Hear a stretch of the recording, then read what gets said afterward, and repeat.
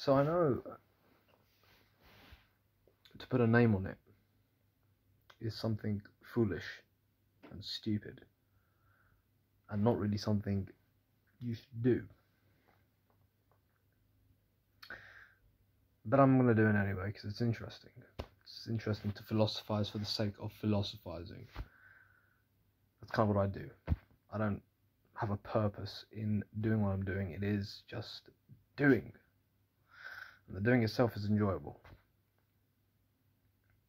And I don't proclaim to be an authority on anything, so I need to get that out of the way before I start speaking.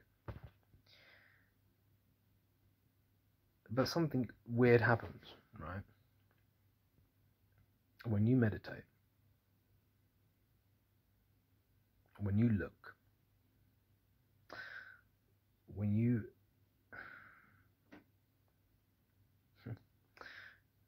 you're in that state, so to speak, there is no you, right?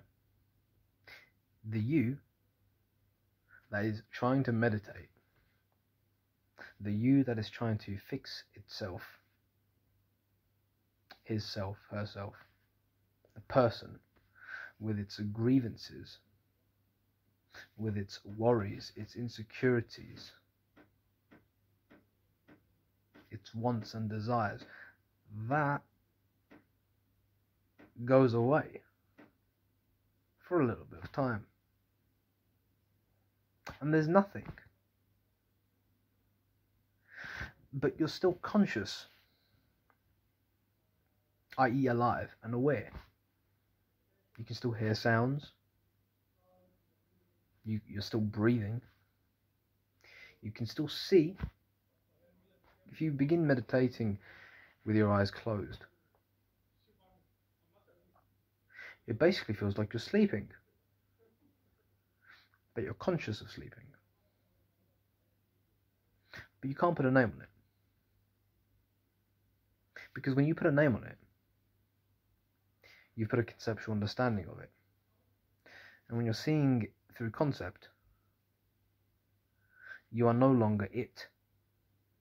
You are now a concept, or a person even, who is observing a certain concept. But if I was to conceptualize it as much as possible, this state that I'm talking about,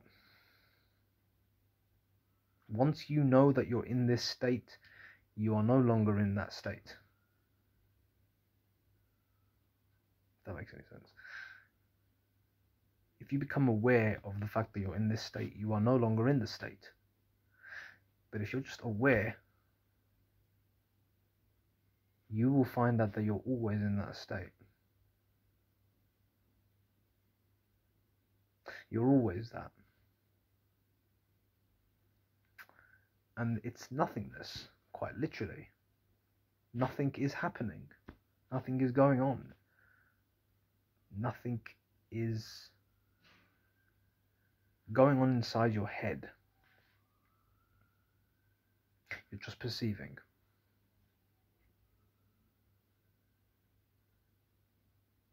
You're just listening. You're just hearing. I think that is the path to inner peace. Because meditation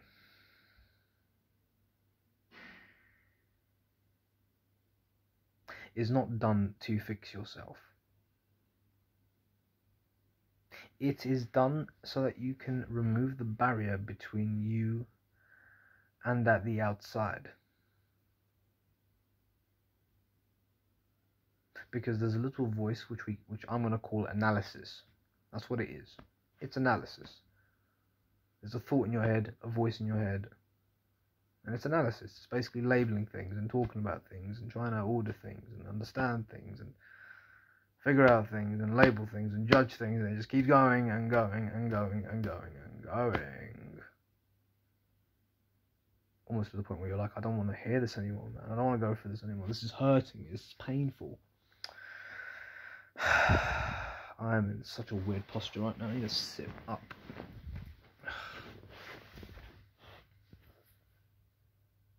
So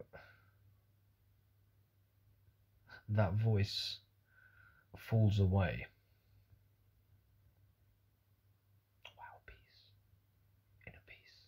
You feel it, right? You feel the inner peace.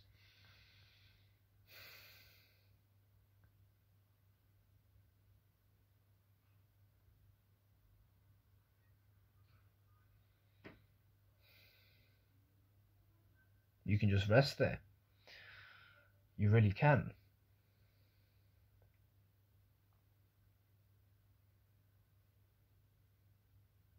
But isn't it funny when you're the person, you can't seem to find that. You can't seem to find it, can you? When you're agitated, you can't seem to get to that place. You can't seem to find it. Do you know why? Because you think you're the clouds. Yeah? Let's take the inner peace, and we're doing a lot of conceptualizing here, but just so that I can point you to what I'm trying to explain. Think of the inner peace as being a person looking into the sky, and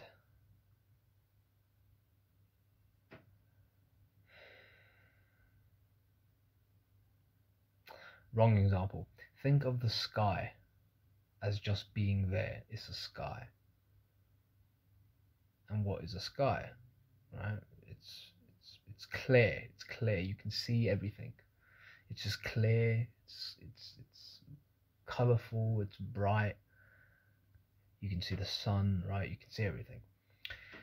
An unclear sky or a cloudy sky is literally called clouds. We call it cloudy. What's the weather today? We don't say that because the sky is cloudy. We just say cloudy. So the sky, in essence, becomes cloudy, and the sky is identified through the cloudiness. And we actually say it's cloudy. Even though clouds are in the sky, we simply just say it's cloudy. The weather is cloudy, foggy. So essentially what happens with you, or us as human beings, is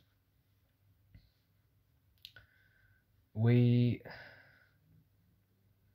get these clouds that are always going through our heads, which is the sky. But when you're in that state of agitation, there's just cloud. Like my hand that's covering the camera right now, there's just cloud, and that's all you can see. Hello, this is all you can see. You don't know that there's a person behind there. Hello, there's me. Hi, I'm back here. You can't see that when you're agitated. You can just see this, and you identify with this agitation, this hand, the blockage, this clouds. But clear seeing, meditation, what that does is it does this. You can start piercing through the gaps, and you can see what's behind there. And when you go into the deep state of meditation, so to speak, what happens is, and all you can see is this. Not my face, of course. Although if you do see my face, you're lucky. You're very lucky. I'm in your head now, boy. I'm in your head. You can't get rid of me. But you're going to sleep nicely, because this face is heavenly, isn't it? Heavenly face of bliss right here.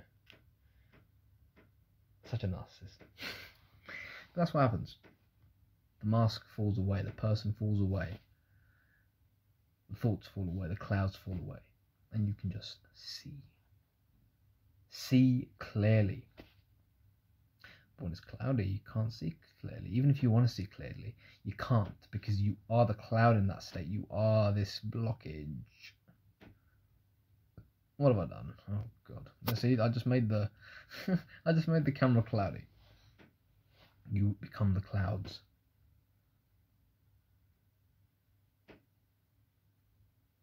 So anyway, that's gonna be it. It is from that place, though, that place of clarity where you can make the most intuitive decisions.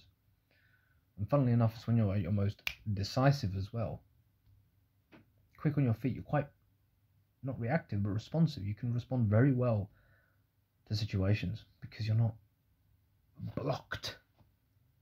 by anything. You're not blocked. You're not, I need to do this. Right. There's no restriction. Concepts make things constricted. But when there's nothing, when there's no concepts, when there's just clear seeing, there's freedom, creative freedom. You can actually do whatever you want in that state. I mean that truly. You can do whatever you want in that state. Because it's freedom, it's liberating. It is actually liberation. But the person doesn't want that because the person dies. The person doesn't want to die. The person likes being a person, right? Identity, me, I'm special. This is who I am. But that's a grave. It's literally a grave. It's a chain that you're wearing. When you say I'm a person, you're wearing a chain. But when that person falls away, you're just alive. How liberating is that? Take it easy, guys. I'll see you in the next one.